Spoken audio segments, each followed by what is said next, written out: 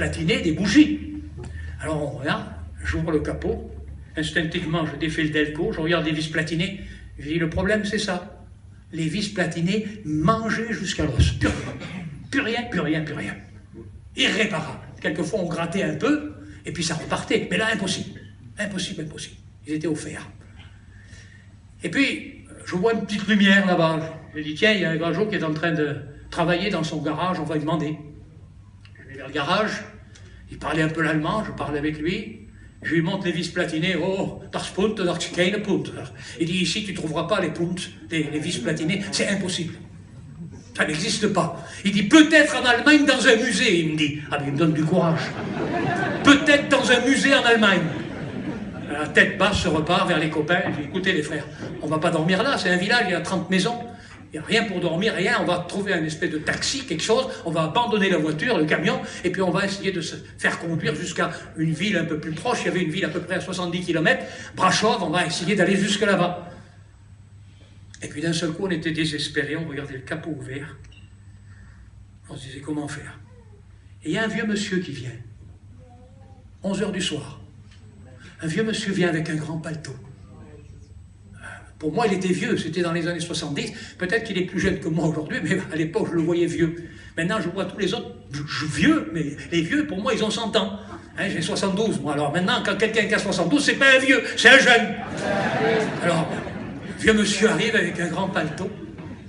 Il s'approche de nous, et puis il me dit, en allemand, vous avez un problème? Je lui dis, oui, on a un problème. Je lui montre les vis platinées. Ah, ouais.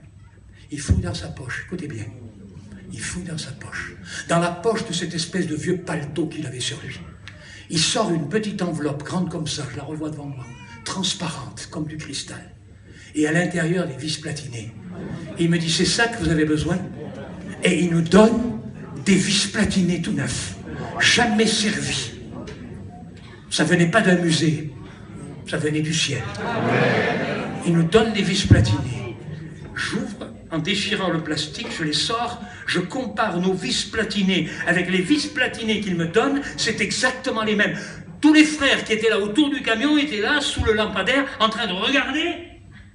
Je me tourne pour voir où était passé ce fin donateur. Il avait disparu.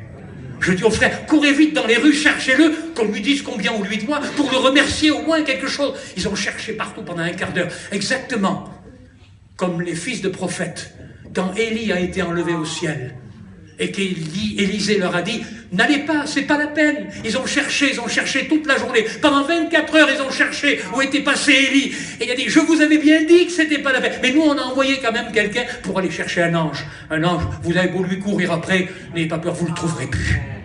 Est-ce que vous comprenez cela? Dieu envoie un perroquet, Dieu envoie un corbeau, Dieu envoie un vieux monsieur avec une poche, avec des vis platinées dans la poche.